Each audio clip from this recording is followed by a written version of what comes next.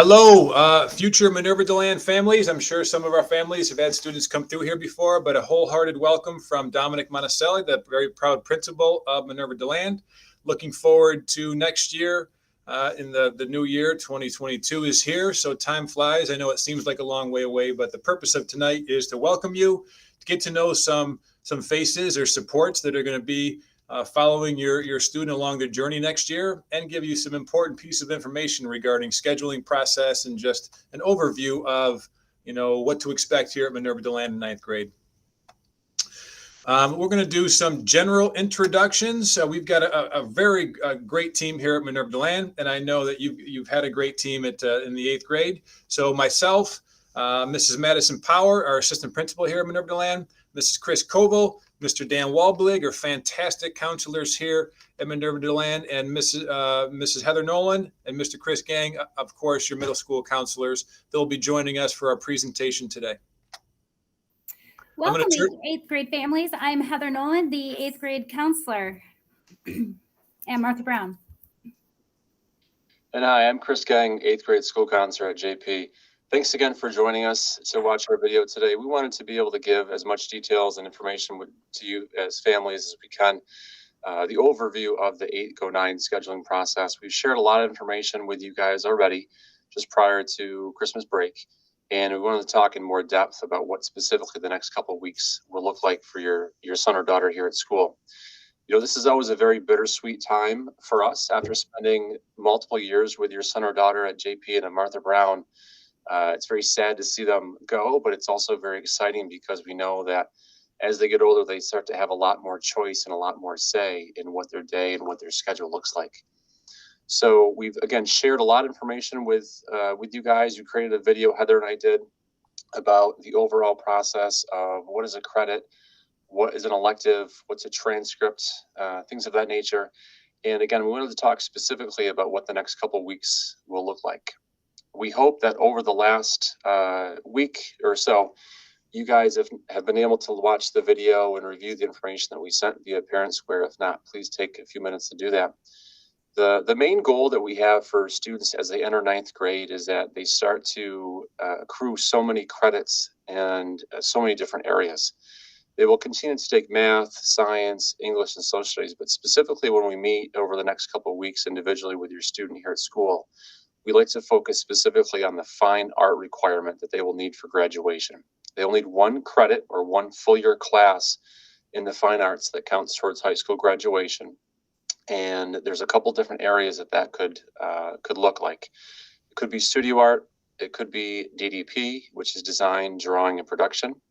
It could be band. It could be choir, and it could be orchestra. So one of the goals we have when we meet is to take a look at not just the main core classes that your student will be taking next year, but also choosing that fine art elective or credit that they will also need for graduation. As we talk, we'd like to also take a look at what other support classes that they may or may not need. If there's any other space in their day, that's when we can have a conversation about any additional electives that they may want to pursue. A lot of the conversation also revolves around other activities maybe outside of school, sports, clubs, hobbies they may have an interest in.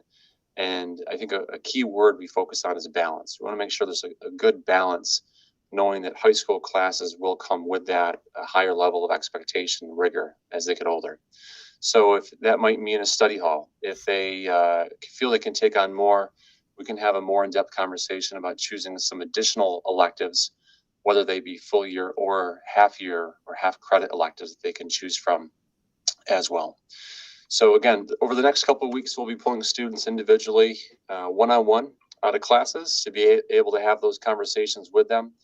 Obviously, if you guys have any questions for us, please feel free to reach out either by email or by phone.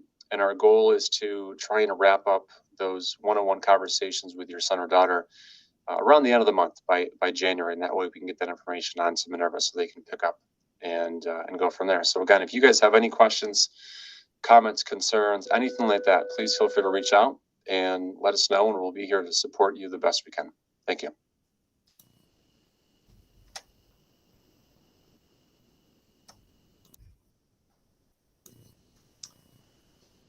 Hello, everyone. I'm Mrs. Koval from the Minerva DeLand Counseling Office, and I will be working with students whose last names begin with A through K. And I share the class with Mr. Walbelig, who handles the end of the alphabet, L through Z. We're really looking forward to welcoming this class next year in the fall. I just wanted to take a couple of minutes to share the graduation requirements and just to give you an idea of an overview of this. By no means do you have to memorize this. Counselors will walk your students through this each year in terms of making sure they're going for the right diploma for them in terms of their skills, their needs. So basically, there are 3 different types of diplomas that students can earn. They are the local, the Regents, and the Regents with advanced designation. If you notice on this slide, the very top half of each of those diploma types, you're going to see the courses are identical, except for one. So students need 4 years of English and social studies for each of those diploma types, 3 years of math and science. If you look at the language other than English, so that's the world language, that's where the difference falls. Local and Regents, they need 1 credit, and the Regents with advanced designation, they'll need the 3 credits. There's also an art and music requirement. Most students will pick that up as freshmen. About 99% of the students will have their art and music met by the time they leave 9th grade. There's also a phys ed. They have 2 credits in phys ed. They take it every year. And health is required. In our district, we offer that to sophomores. It is a sophomore curriculum, and most kids will take that in their 10th grade year. Then they can take as many electives as they want to add up to at least 22. Students can have many more than 22 electives if they choose, or credits if they choose, but a minimum of 22 is needed to graduate. So basically where the differences come in these diploma types is in the exams. So if you look at the far left column for the local diploma and then the middle for the Regents, you'll note that there's 5 Regents exams that are required.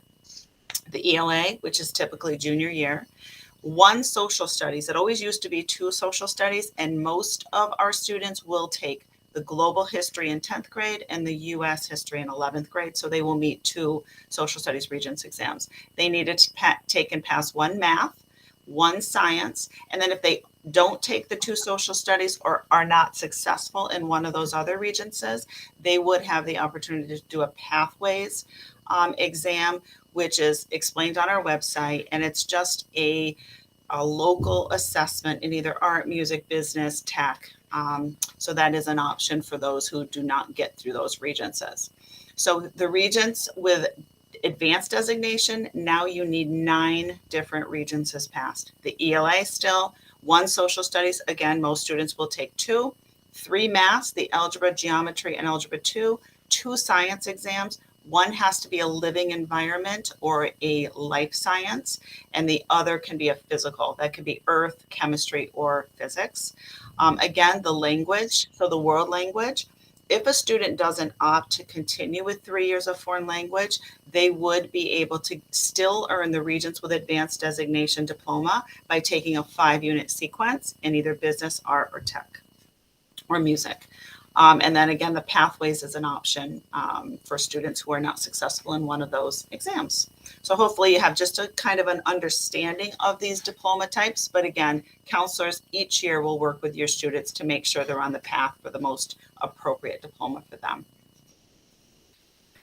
So that in this next slide, you're going to see the required courses that are broken down a little bit more in terms of what the 9th grade schedule needs are.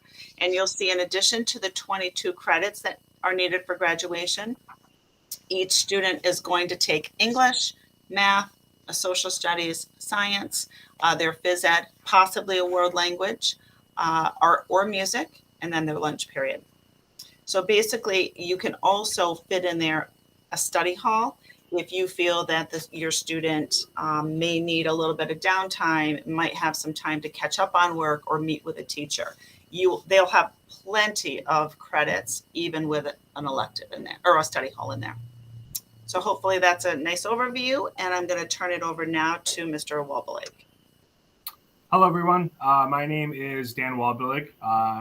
Chris, thank you for the introduction. I work with the other half of the alphabet here at Minerva DeLand as a school counselor. So I work with all students whose last names begin with the letters L through Z. This next slide, I'm going to try to keep it brief here. These are just our elective offerings that we offer specifically at Minerva DeLand. So as Mr. Gang was talking about with the fine art, any class you see on there that says 1 credit next to it. So this includes studio and art. This includes any music class, so choir, band, and orchestra, as well as DDP, all fulfill that fine art requirement that we like students to get here as 9th graders at Minerva DeLand. And then we also offer a bunch of other electives that kids have options to take. If you see half credit, that means it is a half-year, half-credit course. So those include for business, 21st century keyboarding, and then career and financial management, an English elective in public speaking. We also offer a half credit course in afternoon jazz, which is actually outside of their traditional schedule. And then in addition to DDP, we also have a half-year credit in multimedia communication, small gas engines, and then woodworking as well. Again, this is just a brief overview of some elective offerings at Minerva. All right, so this next is just a sample schedule. The reason we show this to you is just so you can kind of conceptualize what a schedule looks like for your student as a 9th grader. So I'm not going to cover all of this because this will change based on what students select as far as electives, language, etc. But kind of the way to read through this is on the right-hand side, it shows some of the required courses that all 9th graders at Minerva DeLand will take. And it also kind of shows you what the layout of the schedule would look like day by day. So in period 1, we've got English 9, so they can take English 9 or English honors. Second period, they can take global regions or a pre-AP global exam if they're on an advanced track. Third period would look like Algebra Extended A, which is our 2-year algebra course, which ends in a Regents exam. You also have options of Algebra Regents and then Geometry Regents or honors. Fourth period, you would look at Earth Science or Biology. We offer a Regents and honors level in that. Fifth period, and this is a little bit of an adjustment from the 2 middle schools, as far as PE in the lab. So every science class in high school has a lab associated with it. So if you look at period 4 and period 5, if you take Earth Science or Biology, you will have a lab one of the 4 cycle days. So as you see on the schedule, it's listed on 8 days. And then the adjustment from the 2 middle schools is that you will have 3 days of physical education. Then moving on to period 6, really period 6, 7, 8, and 9 are all classes that you could fill a half-year elective in, a full year fine arts credit, your lunch, study hall, maybe a resource room or something like that. But again, this is just an example of kind of what a schedule would look like for, your normal 9th grade student at Minerva DeLand. And at this point now, I'm going to pass it over to our assistant principal, Maddie Power. Hi, like you said, I'm Maddie Power. I'm the assistant principal here at Minerva. I'm here to talk about the great team and supports we have here. We have excellent social emotional supports, your teachers, your counselors, any school staff member. We're here to help you in the transition. Also really important is your experience here at Minerva. So getting involved, whether it's with clubs or theater or sports. But just like Mr. Gang said, what's really important is balance. But making connections and building relationships are what create that family environment here at Minerva, because we're really special being only 1 grade level. So what's really important about not only building relationships and making connections, but those skills and habits that support your success here in 9th grade and start your high school career. So the most important indicator of student success is consistent daily attendance at school. So it's really, really crucial that you're here every day and on time. The next piece is your homework and your classwork completion. Make sure you're reaching out to your teachers for extra help, reaching out when you need some extra time, when you need extra support. And it's really, really important that you build those skills now while you're finishing up your 8th grade year so they feel normal and you have them established when you come here next year to Minerva. And finally, it is essential that you pass ninth grade so you can go on to the high school, because otherwise summer school will be required. But if you develop those good skills that I just talked about, you will be all set and ready to go. Mr. Monticelli, the Raider Way. All right, thank you, Mrs. Power. So the Raider Way, I don't want to go into great detail because you're going to hear a lot about this next year. This is essentially our character education program. In other words, this is how we do things here. We expect students and staff to be respectful of others and our school, be responsible, be resilient. This is a picture of our shirt from this year. We'll have a new design for next year, but it's a way for us to positively reinforce the cultural expectations that we hold each other accountable to. So it's a great program. We're looking forward to introducing next year's ninth graders to it and participating, engaging our parents in the process as well. Kind of a follow-up to what Mrs. Power said. One of the beauties, many beauties of Minerva DeLand is we are a small school atmosphere within a large district. So that means we can really hone in on relationships, supporting students academically and socio-emotionally. But also we have a lot of resources as far as clubs, academic support, athletic teams, and just our clubs. So I really encourage the conversations to start now. What I say is there's a group for everybody. I know there's different interests, there's different groups. Sometimes it's a hard year, especially with social relationships. However, the more we have support to help students along the challenges and journeys, and we have so many opportunities to get involved and meet somebody new that you may have not known before, or to engage in some of these activities. So you'll hear more about this, but I would always encourage you, get out of it what you put into it as far as getting involved. So more to come, but we have a litany of options here. And we're always adjusting based on student interest. So these club offerings have adjusted every year. If our students are interested in it, if we've got a large group of students or a decent group of students that has an interest, come see your counselor, and we would even adjust and run potentially a new club if there is a strong interest. So get involved, talk to a staff member. We look forward to engaging with you. That's it. Again, we wanted to be concise. We wanted to honor everybody's time. Again, a huge welcome. If you have any questions, please reach out to either your current 8th grade counselor or any Minerva DeLand staff member. We're happy to answer your questions. Again, I wish we could meet you in person, but we'll have to settle for virtual for now.